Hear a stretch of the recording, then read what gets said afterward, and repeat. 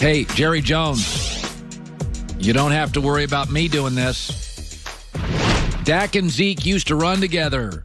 They don't really run together anymore. Do a word association with Dak Prescott. Clutch, leader, stoic, stable, unemotional, even. Do a word association with Zeke. Talented, immature, emotional, chaotic.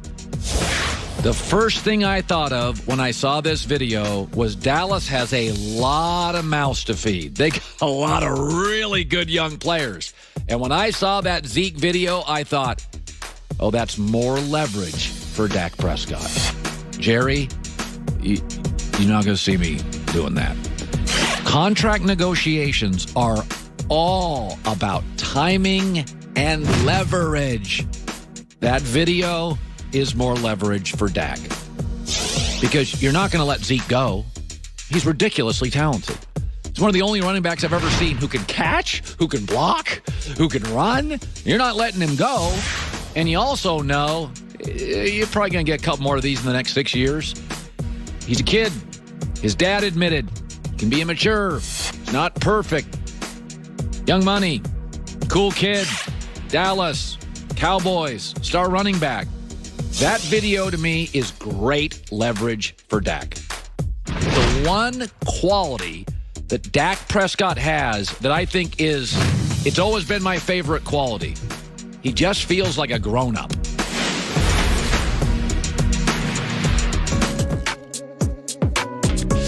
All right, welcome back. Doug Gottlieb is joining us. What a crazy NBA playoffs. So I was saying this, Doug, you've moved around a lot professionally. You've done this stuff. I said the upside to professional mobility is a lot of times you don't have to go through the struggle of a new company. You join a good company that's formed, commerce is good, and you kind of ride the wave, and you jump on the wave, and you got... Whereas the downside to professional mobility is sometimes you feel like an outsider. And Kevin Durant was talking this weekend. He's like, I hear it. I hear what everybody's saying. Like, they were good without you. And it's funny because I really like Kevin Durant, and you and I have both moved around, and I think the Warriors have done an amazing job to make him feel like, dude, this is your place. But it's not, right? Like, it's not. And he does feel like an outsider, and I get it. He does. It is really weird, though, how the narratives kind of change, right? Like, first, if you take the Warriors, remember their first championship, if we're just honest, Kyrie only played in game one and didn't play all the way in overtime because he hurt his knee. Right. And they didn't have Kevin Love. Right, so everybody said, and if you go back through the Cavs didn't, I'm saying, and if you go back through their playoff run, every team they played was missing their point guard for at least even the Grizzlies were missing Mike Conley for a couple games. Drew Holiday didn't play a couple games. They got some breaks. They got several breaks, and then they almost lost to the Thunder. They did lose to the Cavs. Yes, and they add Kevin Durant. People are like, well, they were already a championship team. Like, no, they actually weren't. They had won a championship. This took them to another level. And even in this season, the last month of the season, Kevin Durant was trying to be a great teammate, moving the basketball. Look at the number of shots, field goal attempts, and the average points. Like, the reason he wasn't first team All-NBA was he was trying to truly buy in to how they want to play. And then after 2 games against the Clippers, people were like, well, why aren't you scoring that much? So he's like, oh, you want me to score? Okay, here's 45 a night. Yeah, right. And now they have 3 comebacks without him, and it's like, wow, they don't really need you. So I understand what it must feel like to be Kevin Durant. Or I don't actually understand, but I understand where he's coming from. He wins 2 finals MVPs, stare down LeBron James, the better player in the second half of 4 of the 5 games, makes the dagger 3 in game 3 in Cleveland, both games. And it wasn't until this season, right before he hurts his calf, where everybody's like, you know what? He actually might be the best player. And now, he feels a little bit like an outsider. This reminds me of in high school sports when the kid transfers in. Yeah. Right? You already had all these guys grew up playing together. Right. And they were good. They won like a section championship and maybe a state championship. But you add him and like, well, he's not really from the area. Like, I did. I moved in. I did what I was supposed to do. That said, I think they need him to win this series. No, I think, I said it reminds me a little bit of the Mavericks series where you had a good coach, 1 star, bunch of cagey veterans. You'd won the 2 regular season matchups against the Heat. They've won the 2 regular season. You got length. And by the way, there's no indecision for those Mavs or these Raptors. Who's taking the shot? Yeah. We're not arguing about it. I think it's actually a fairly competitive series. Oh, I think it's a very good series. Look, the Raptors were not a bad team. They just could not. The MVP of the finals was not Kawhi Leonard, it was LeBron James of the Eastern Conference Finals, right? Because they couldn't mentally, emotionally get over LeBron James. Right. Whether it was last year or a couple years ago when they went, 6 games, like they just could not get over. It was always like, they were the Cleveland Cavaliers or the New York Knicks of the 80s and 90s. Couldn't get past Jordan. Could not get past Jordan. They could not get. So LeBron opens it up, and then they get Kawhi. And let's not underestimate some of the other moves. Getting Marc Gasol late. That's a huge pickup. So they're a good team with a great player who they have a couple guys with championship experience. He's been a finals MVP. No, I think this is an awesome series. On the other hand, I think Steph's playing the best basketball of his life. Yeah. I think Klay has regained his form. I think the time off was huge for Andre Iguodala, who might be the most important player. I think Draymond Green looks like the Draymond Green of a couple years ago in terms of being in shape and actually making shots. He didn't make shots in the playoffs at all last year. People said it was his shoulder, then it was his knee. So I think they're going to get the best version of the old group of Warriors, but I do think you need somebody to stare down Kawhi Leonard, and that guy's number 35. Mid-season of the NBA, there was a poll that said, who would you build your franchise around? And it was 3 centers. And I'm like, man, I never trust centers late at the line. I think you can marginalize them with a new spacing of the NBA. You can marginalize them. And I want guys who control the tempo. I want you to have the ball in your hands. I mean, it's a possession league, not a rebounding league, right? And it's nothing against Giannis. I'd give him the MVP. But, I mean, let's be honest. Kawhi gave Giannis fits. Yes. Like Kawhi's look, let's start with the Kawhi conversation. I know you want to get to the Bucks. Yeah.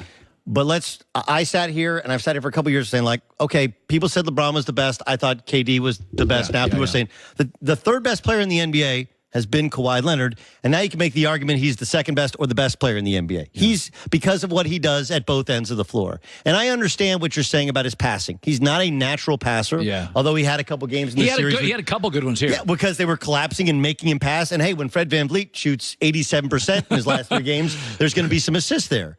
But what he's able to do at the other end of the floor, the best players in the league have to be able to play both ends. That's why James Harden cannot be on this list of best players in the league. That's frankly what limits Steph Curry, as great as he is on offense. And they have to be able to guard all 5 positions. And Kevin Durant can do it, and Kawhi Leonard can do it, and Giannis can do it. The problem with Giannis is he's just not there yet as a shooter. And the interesting thing about Giannis heading forward is the free throw line.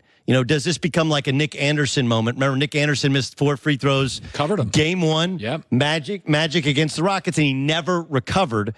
Can Giannis recover at the free throw line? His perimeter jump shot will get better. He went from a guy that couldn't shoot at all to a guy that can make some shots now. He'll get better over time. The question becomes the free throw line because that's more of a mental thing, as well as the physics of it. His shot is a little broke.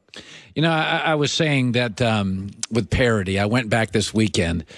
And there's not as much parity as you think in sports. People forget this. When I was a kid growing up, and I wasn't ever a huge hockey fan, but I can remember the Montreal Canadiens in the 60s and 70s own the league. Now, Bobby Orr, Phil Esposito for about an hour came in, and it wasn't until the New York Islanders had Mike Bossy and great players, the Canadiens owned the NHL. I mean, they just. How long ago was this? This was in the 60s and early 70s. Okay. I remember the Islanders and then the Oilers. But we talk about parity. And then I never paid attention to hockey ever again. The Minneapolis Lakers own the 50s. Kings in 93. The Celtics own the 60s. The Montreal Canadiens own the 60s. Yes. Our life has been dynasties. Yes. And like right now we're like, Kevin Durant. Milwaukee, Portland, and Toronto were 3 of the Final 4 teams. That feels like as much parity as the NBA's had in years. Yes, and the Celtics could have been there, and the Sixers are 1 shot away from being there, right? I mean, like Portland, maybe not, but you would think the Lakers will be competitive next year. There's a chance that the Clippers get some of it. Yeah, but it goes back to your point. I kind of think if the Warriors stay together, or if they lose KD, they can add a piece, right? Yeah. They're not going to just go as is. They got to add somebody to fill that small forward void, and eventually Andre Iguodala is going to be too old. Eventually Sean Livingston's body just lets down. Like they got to find another piece. But yes, I think the NFL's NBA is really, really healthy. I think it's probably healthier in terms of parity-wise than maybe the National Football League, where you have the Patriots and somebody trying to beat the Patriots every year. Yeah, and I like where we're at. So here we go. We talk about all these free agent moves.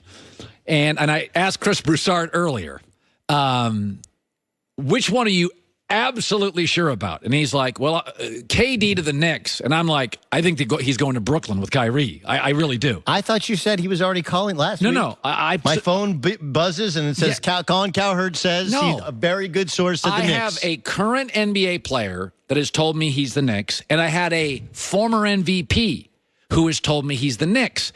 But I think Kevin Durant is easy to persuade and listens to compelling arguments. If I told you, Doug, 2 moves that happen, I don't know any. I think Jimmy Butler to the Lakers, I think he's their number one. And as long as they get he's their number one, I think it happens. I think they'll max him. I think Kawhi to the Clippers it feels like the most likely. Feels like the most likely. But, you win a championship and the city throws itself around you, and it'd be really, really hard to pack up your stuff and go, hey, deuces, I'm out.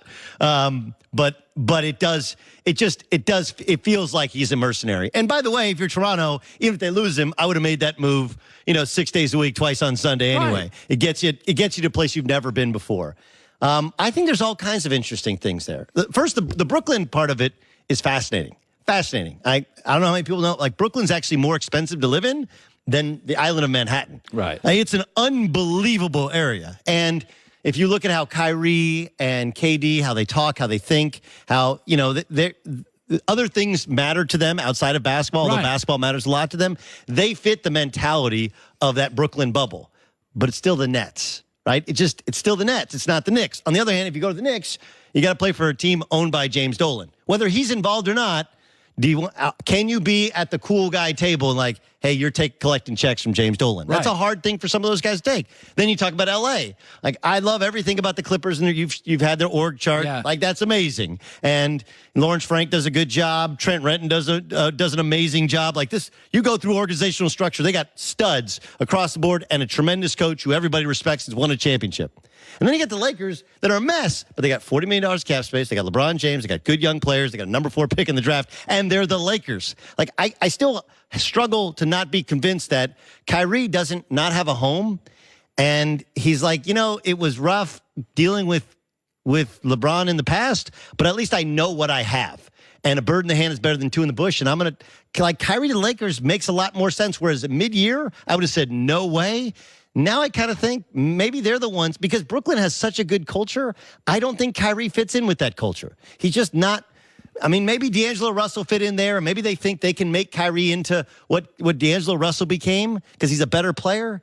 But I just don't think he fits in their culture. I don't think they want to take. I have no idea what's going to happen because there's so many reasons to not go to those 3 destinations, and then the Lakers are such a mess. Yeah, it's funny about this. I always say I've done the yellow notepad, so I've left like 4 times cross country. And it really is simple.